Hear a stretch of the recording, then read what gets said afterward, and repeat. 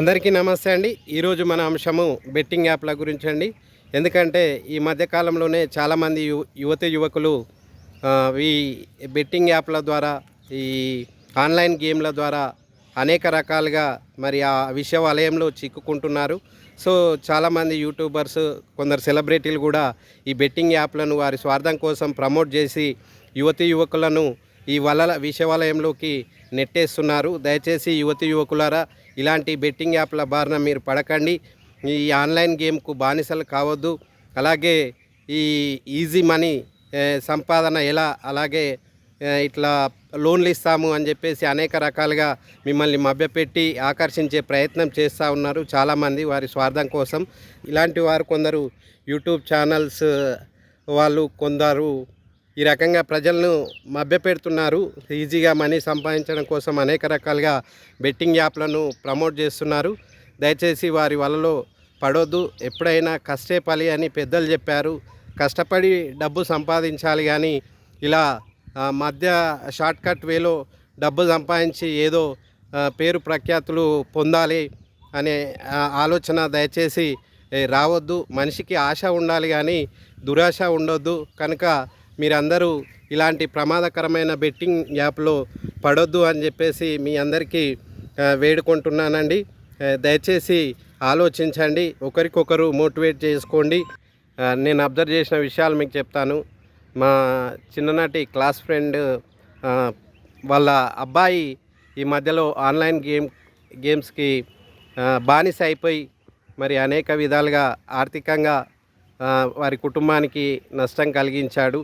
So ఆ బాధ నుంచి తేరుకోలేక తను ఈ మధ్యకాలంలోనే సూసైడ్ చేసుకోవడం జరిగింది, ఆత్మహత్య చేసుకున్నాడు.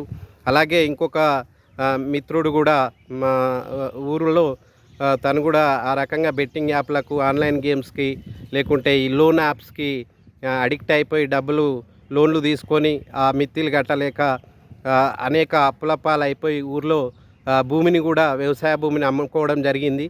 ఆ పరిణామము వారి అమ్మ పైన తీవ్రంగా పడింది.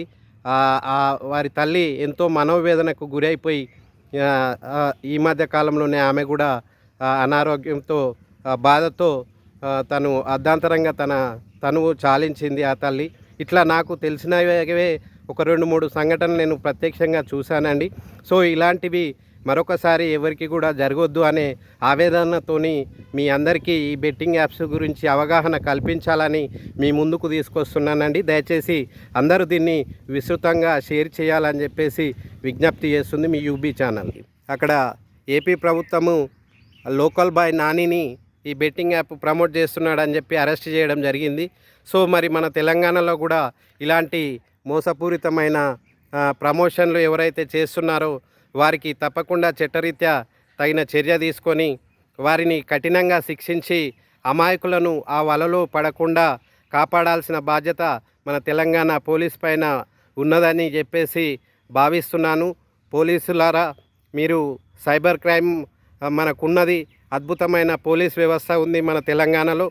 ఈ పోలీసు వ్యవస్థ అంతా ఒకసారి ఈ సైబర్ క్రైమ్ మీద ఎలాగైతే దృష్టి పెడుతున్నారో ఈ బెట్టింగ్ యాప్ల పైన, ఈ అనాలోచిత ఈ ప్రమోషన్ల పైన కూడా మీరు అమాయకులను బలి కాకుండా మీరు తగిన చర్య తీసుకొని వీరందరినీ అరెస్ట్ చేసి చట్టరీత్యా తగిన చర్య తీసుకొని కఠినంగా శిక్షించినట్టయితే అమాయక ప్రజల ప్రాణాలను, వారి ఆర్థిక వ్యవస్థను కాపాడిన వాళ్ళు అవుతారు. దయచేసి పోలీసు మహాశయులారా, మీకు విజ్ఞప్తి చేస్తున్న కఠిన చర్యలు చట్టరీత్యా వీరిపైన తీసుకొని వీలైనంత తొందరగా వీరి అరెస్ట్ చేయవలసిందిగా తెలంగాణ పోలీసులకు విజ్ఞప్తి చేస్తున్నాను. దయచేసి ఇలాంటి విషయ వలయంలో యువకులు చిక్కుకోవద్దనే ఉద్దేశంతో ఈరోజు మీ అందరూ ఒక చైతన్యవంతంగా ముందుకు రావాలని చెప్పేసి, తెలుసుకోవాలనే ఉద్దేశంతో మీ అందరి దృష్టికి ఇది తీసుకురావడం జరుగుతుంది. దయచేసి ఇలాంటి యాప్ల బారిన పడి మీ అమూల్యమైన జీవితాలను అర్ధాంతరంగా ముగించుకోవద్దు. మీ కన్నవారికి కడుపు కోత మిగిల్చవద్దు. అలాగే మిమ్మల్ని నమ్ముకున్న మీ ఫ్రెండ్స్, మిత్రులు, చుట్టాలకు కూడా వారికి మనోవేదన కలగకుండా చూడాలి అని చెప్పేసి, మీరు ఆనందంగా ఉండాలి, కష్టే పలిగా మీరు జీవితాన్ని కొనసాగించాలని చెప్పేసి మీ అందరికీ విజ్ఞప్తి చేస్తుంది మీ యూబీ ఛానల్.